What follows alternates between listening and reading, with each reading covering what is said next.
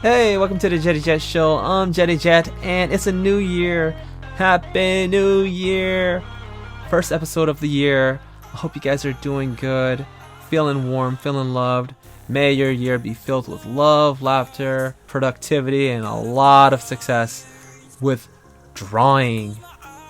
This year is going to be a super amazing year. I've got so many things planned. Everything seems to be falling in place, correcting my procrastination habits and getting all my scheduling right. The most important thing for me is I just need to go to sleep before 12 at least, or 11. We're going to be painting Gravity Girl or Uraraka Ochako from My Hero Academia.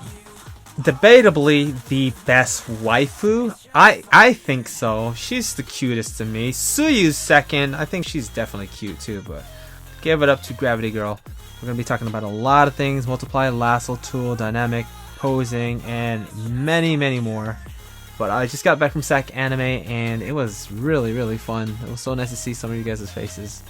It was super wet and stormy, though. Felt like the trees were going to fly out of the ground, like something out of a Miyazaki film.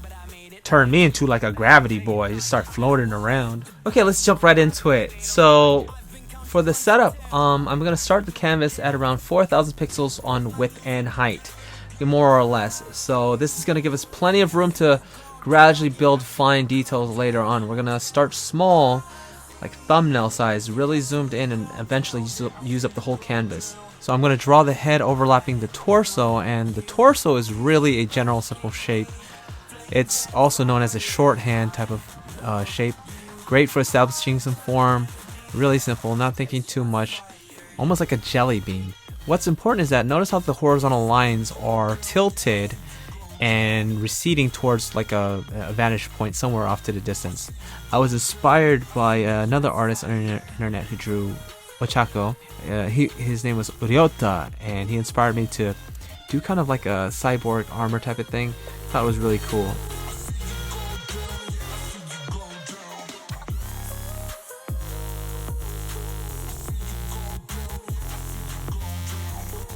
So I basically repeat this process and experiment with these different poses. Definitely don't settle with your first try. You might find something better, but it might be a good idea to copy and paste the whole entire figure, because you might lose something you liked.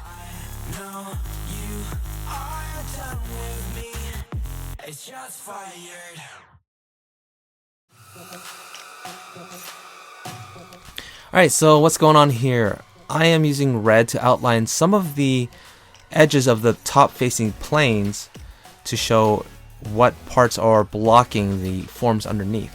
And to help us really understand that, I'm going to do the same drawing on the side to help us understand just which parts are not being shown when the camera is higher than the character or at a top down facing position.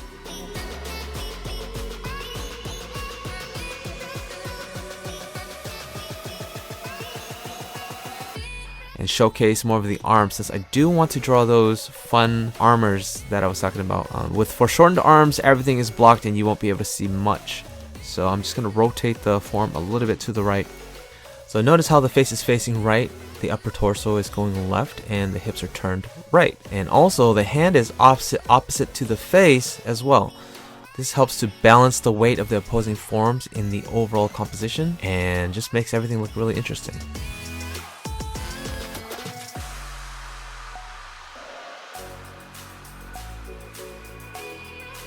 Making these small little adjustments can have a big effect on the overall gesture. So with her head held high, gives us a more playful, happy emotion, and with the head down, we can achieve a more shy and mysterious or mischievous type of expression.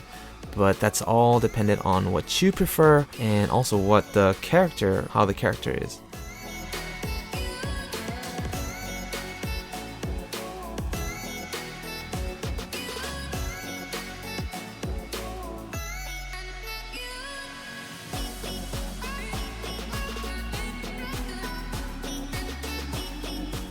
So that's why I start off with an outline or a silhouette.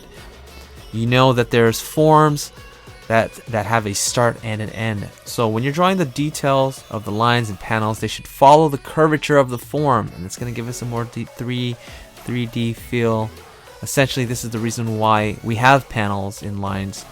It helps to strengthen the form, and they're not just there for no reason. There is a rhyme and reason to just about everything that you put on the paper.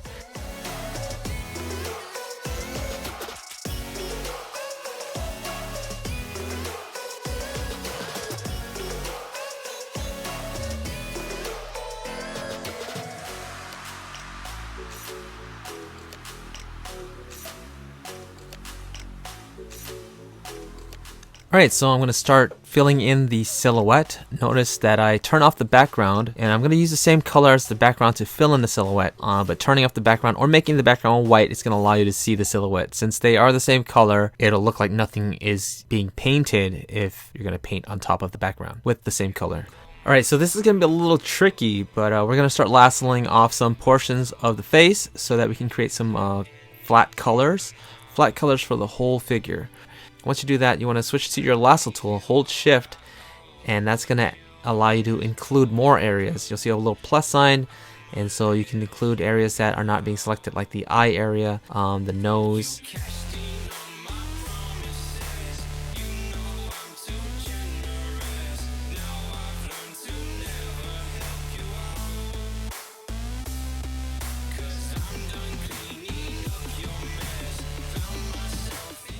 Or just fill them in with your paintbrush, and remember to keep all of these colors on a separate layer from your line layer, because don't worry about the accurate colors, you can always adjust them later. Just make sure that they are not similar to the other colors and the program doesn't get confused between the colors. A strong contrast, saturation, or value is a great way to keep the colors separate.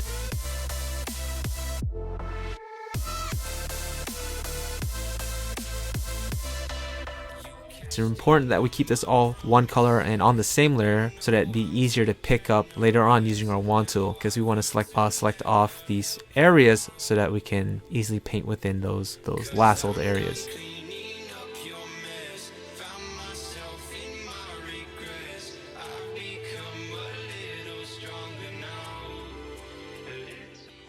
So here's where you can adjust your colors to be a little more pleasing to the eye. Before it's a little bit crazy, really saturated. Alright, so let's try off that section lassoed area technique where we're going to select the hair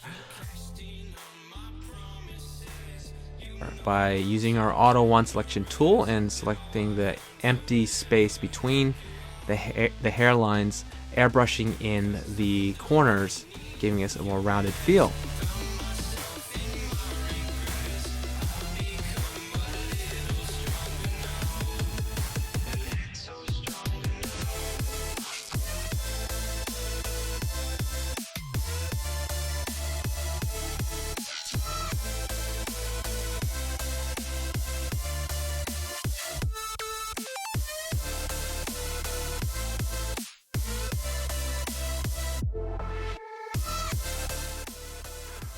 You're going to add in some midtones using your multiply setting on the layer.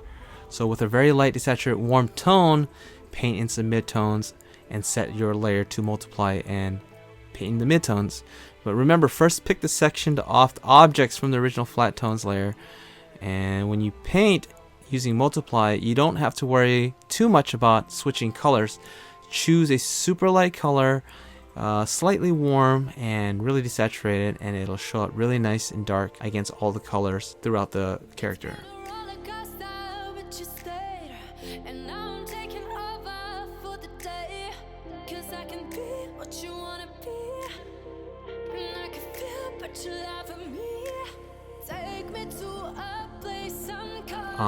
In most cases, the sky, even during cloudy days, there's overcast, it's still brighter on the top planes, because all the reflected or refracted lights bouncing around will mostly emanate from the sky, like really bright gray skies.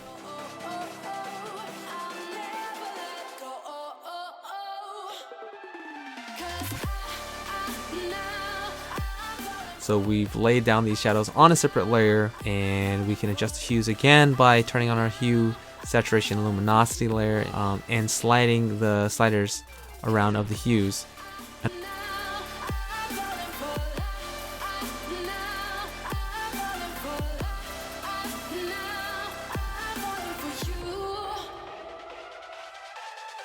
I decided to have the light catch along her legs as well to really give us that separation of form.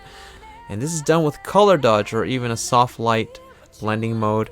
Just go with a really light brown gray color so that it doesn't get overexposed or too bright.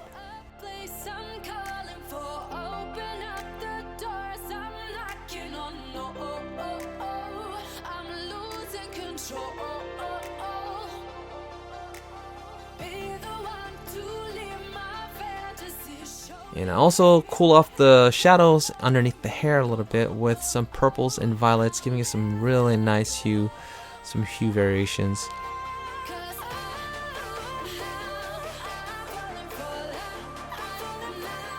Alright, let's add in some darker darks. So here we're going to push the darks a bit darker. We made the lights a little lighter, and this is going to give us some really nice contrast.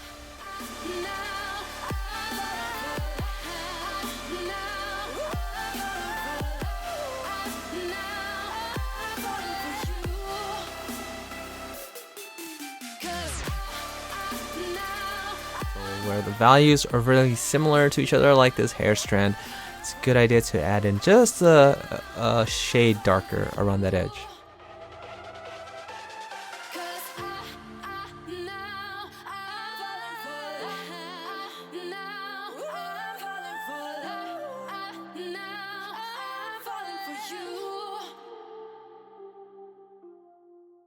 Alright, so we're here for the final render, and before we do that, we want to make sure we have a flattened version of the drawing, pushing the darks even darker and lights just a little bit lighter.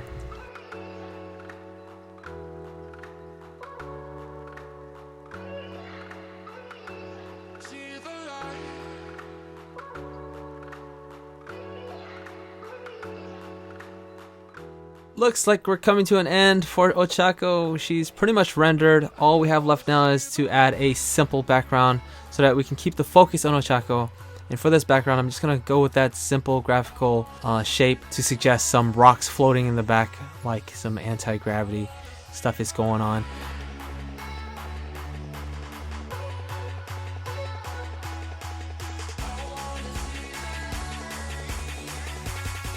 But that's pretty much it. Oh my goodness. You guys finally made it to the end. I finally made it to the end. Congratulations to you guys if you made it this far. This one really kicked my ass. I completely underestimated this one. It's the longest, most comprehensive video that I've done yet. And before I go, I want to clear up some things. Some people always ask. These videos are only about 30% of the full video. You can learn a lot, and it does cover the gist of what's going on. You can figure out what's going on, but the full version is much longer, and it breaks everything down. It's fully voiced over the whole entire time, as patrons can tell you. So if you guys want to see more stuff like this, please support me on my Patreon, and if you just want to pick up the reward, you can pick it up off my Gumroad. Now I have a lot of things to do. Gotta go on to the next one, and until then, thank you so much for watching. Take care. Happy New Year's, good luck, and ba-da-ba-boom. Peace.